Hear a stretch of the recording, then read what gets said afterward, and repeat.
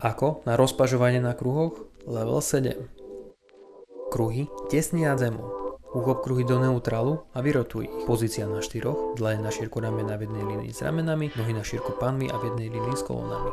Posuň kruhy mierne vpred, začni klesať nadol s vystretými oboma pažami, podrž 1 až 2 sekundy, opakujeme a užívame.